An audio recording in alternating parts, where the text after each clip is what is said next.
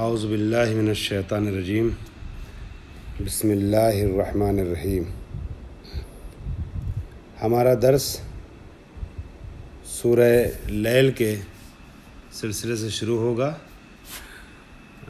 جس کی تلاوت میں نے ابھی کی نہیں اس کی آیات کی، کیونکہ سورہ شمس کا جو درس چل رہا تھا اس میں آخری جملہ میں کہہ رہا تھا پچھلے درس میں، اور کسی وجہ سے درس مکمل نہ ہو سکا، اور میں نے عرض کیا کہ ترجمہ ایک بار تسلسل سے کر دیتا ہوں اور پھر اس کے بعد آگے بڑھتا ہوں۔ بسم اللہ الرحمن الرحیم۔ والشمس وضحاہا والقمر اذا تلاہا، سورج کی قسم کہ جب وہ اس کی روشنی پوری طریقے سے پھیل جائے، والشمس وضحاہا، جی سورج کی قسم اور اس کی روشنی کی قسم، یعنی جب وہ وقت ضحیٰ کو پہنچ جائے اور روشنی اس کے کمال کو پہنچ جائے، اور چاند کی قسم جب وہ اس کے پیچھے آئے، اذا تلاہا، جب وہ اس کے بعد آئے، والقمر اذا تلاہا والنہار اذا جلاہا واللیل اذا یغشاہا والسماء وما بناہا، اور دن کی قسم جب وہ روشنی بخشے، یعنی جب روشنی پوری طریقے سے دن میں چھا جائے، اس وقت کی قسم دن کے، اور رات کی قسم جب وہ اسے ڈھانک لے، یعنی جب رات پوری طریقے سے اندھیرے میں اور تاریکی میں تبدیل ہو جائے، اور آسمان کی قسم اور جس نے اسے بنایا اس کی قسم، اور زمین کی قسم اور جس نے اسے بچھایا، والسماء وما بناہا والارض وما طحاہا ونفس وما سواہا فالہمہا فجورہا وتقواہا، اور نفس انسانی قسم اور جس نے اسے بنایا درست کیا، یعنی خداوند عالم، اس کی قسم۔ پھر بدی اور تقوی کی ہدایت دی ہے، یعنی نفس کو بنانے کے بعد اسے الہام کر دیا تقوی کے بارے میں بھی اور فجور کے بارے میں بھی، اچھی باتوں بری باتوں دونوں کے بارے میں بتا دیا۔ بے شک وہ کامیاب ہو گیا، قد افلح من زکاہا وقد خاب من دساہا، وہ کامیاب ہو گیا جس نے اپنے نفس کو پاکیزہ بنا لیا، اور وہ نامراد ہو گیا، وہ خسارے میں رہا، وہ برباد ہو گیا جس نے اپنے نفس کو آلودہ کر لیا، یعنی گناہوں سے ملوث کر لیا۔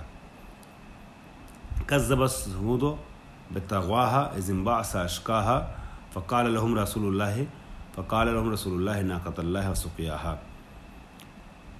اور سمود نے اپنی سرکشی کی بنا پر رسول کی تکذیب کی۔ میں نے عرض کیا تھا گزشتہ درس میں کہ قوم سمود نے نبی کی تکذیب کی اور ان کی بات کو جھٹلایا۔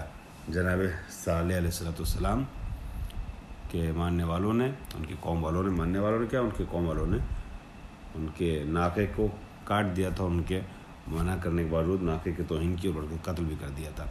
اسی واقعے کے عکاسی ان آیات میں ہے۔ سمود نے اپنی سرکشی کی بنا پر رسول کی تکذیب کی، جب ان کا بدبخت اٹھ کھڑا ہوا، یعنی جو سب سے شقی انسان ہے ان میں، جس نے ناقے جناب صالح کی ٹانگیں کاٹ دی تھیں، اس کو قتل کر دیا تھا، کھڑا ہوا، تو خدا کے رسول نے کہا، ٹھیک ہے، فکذبوہ فعقروہا فکذب ثمود بطغواہا اذ انبعث اشقاہا فقال لهم رسول اللہ ناقۃ اللہ وسقیاہا فکذبوہ فعقروہا، تو اللہ کے رسول نے کہا کہ خدا کی اونٹنی اور اس کی سیرابی کا خیال رکھنا، مطلب اس کا خیال رکھنا، اس کو تکلیف نہ پہنچانا، تو ان لوگوں نے اس کی تکذیب کی اور اس کی کونچیں کاٹ ڈالیں، تو خدا نے ان کے گناہ کے سبب ان پر عذاب نازل کر دیا۔ فدمدم علیہم ربہم بذنبہم فسواہا ولا یخاف عقباہا، اور انہیں برابر کر دیا، مطلب زمین ایسا زلزلہ آیا کہ ان کے مکانات سب گر گئے، وہ پورا اسی میں دب گئے، ختم ہو گئی پوری قوم، اور اسے اس کے انجام کا خوف نہیں ہے، یعنی پروردگار عالم کو اس کی کوئی فکر نہیں ہے کہ اس عذاب کے بعد کیا ہوگا۔ اللہ کو کسی کا ڈر نہیں ہے، اللہ کو کسی کا خوف نہیں ہے۔ فدمدم علیہم ربہم بذنبہم فسواہا ولا یخاف عقباہا، تو یہ تو قوم سمود کا تذکرہ تھا جس پر عذاب نازل ہوا، اور میں نے ترجمہ مختصر آپ کی خدمت میں پیش کر دیا۔ اب آ جائیے اپنے متن کے صفحہ نمبر 900 پر، سورہ نمبر 92 سورہ لیل 21 آیہ مکیہ. یہ سورہ جو ہے وہ سورہ مکی ہے اور اس میں 21 آیتیں ہیں. بسم اللہ الرحمن الرحیم. واللیل اذا یغشی والنہار اذا تجلی وما خلق الذکر والانثی. واللیل اذا یغشی، اس میں بعض کلمات پچھلے سورہ سے ملتے جلتے ہیں، بعض مفاہیم. واللیل اذا یغشی، رات کی قسم کہ جب وہ اندھیری ہو جائے، وہ ڈھانپ لے. کسے ڈھانپ لے؟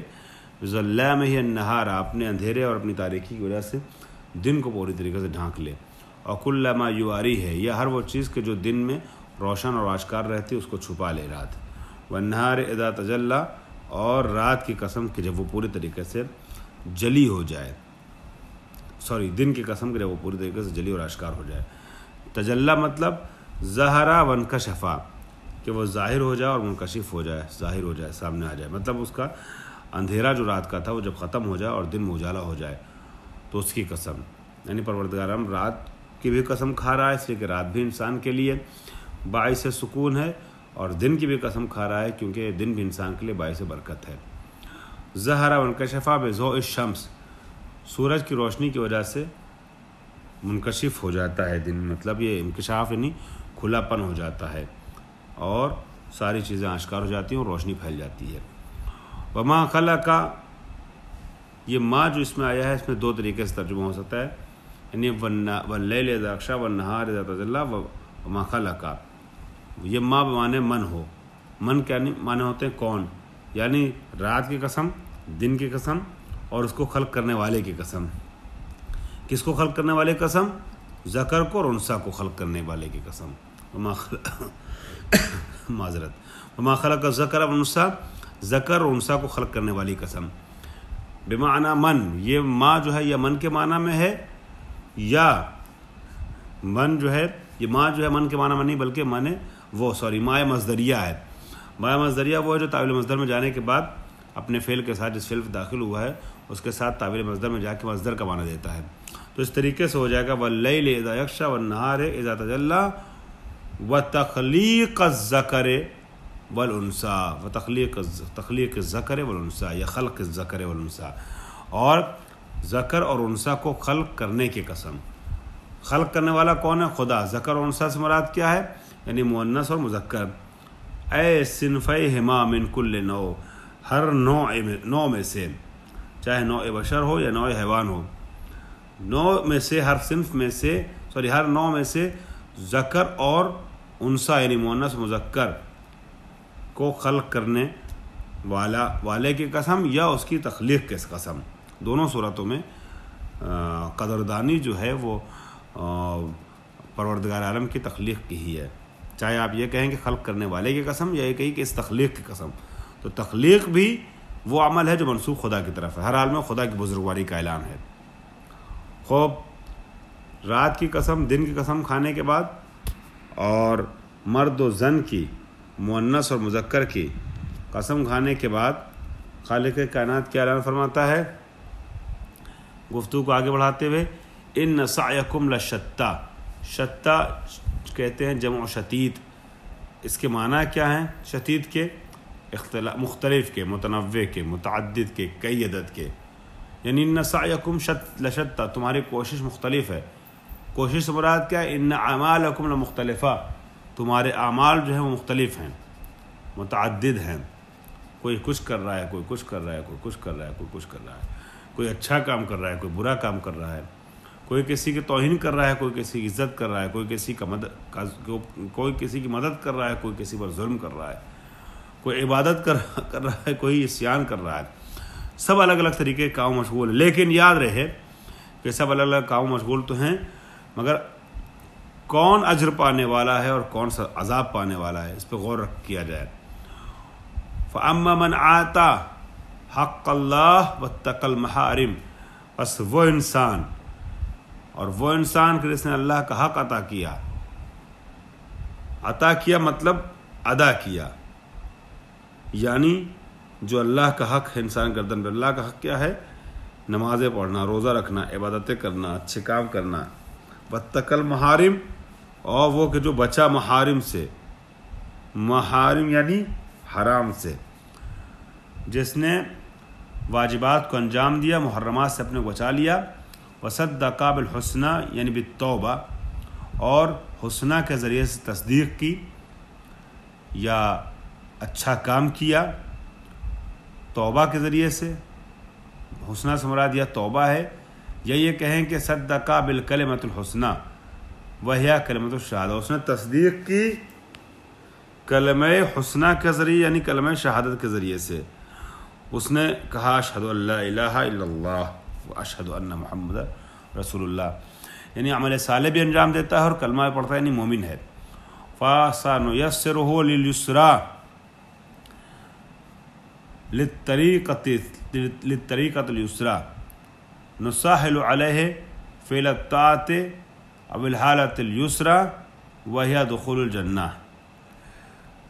اعلان ہوتا ہے فَنُيَسِّرُهُ لِلْيُسْرَىٰ، ہم اس کے لیے آمادہ کر دیتے ہیں، آسان کر دیتے ہیں آسانی کو، یعنی کیا للطریقۃ اليسریٰ، اس کے لیے آمادہ کرتے ہیں، مہیا کر دیتے ہیں۔ نیسرو میسر ہونا یعنی حاصل ہونا، اور نیسرو یعنی ہم اس کے لیے آمادہ کر دیتے ہیں، اس کو حاصل کرا دیتے ہیں۔ للطریقۃ اليسریٰ اچھے راستے کو، آسان راستے کو۔ نسہل علیہ یعنی کیا آسان راستے کو ہم اس کے لیے آمادہ کر دیتے ہیں۔ نسہل علیہ فعل الطاعات کہ ہم اس کے لیے پروردگار عالم کی اطاعت کے راستے کو آسان بنا دیتے ہیں۔ او الحالۃ اليسریٰ یا مراد حالت یسریٰ ہے، آسانی کی حالت ہے۔ آسانی کی حالت کیا ہے؟ ہم اس کے لیے آسانی کی حالت فراہم کر دیتے ہیں، یعنی اس سے مراد کیا ہے؟ وہی دخول الجنہ، یہ جنت میں داخلہ ہے۔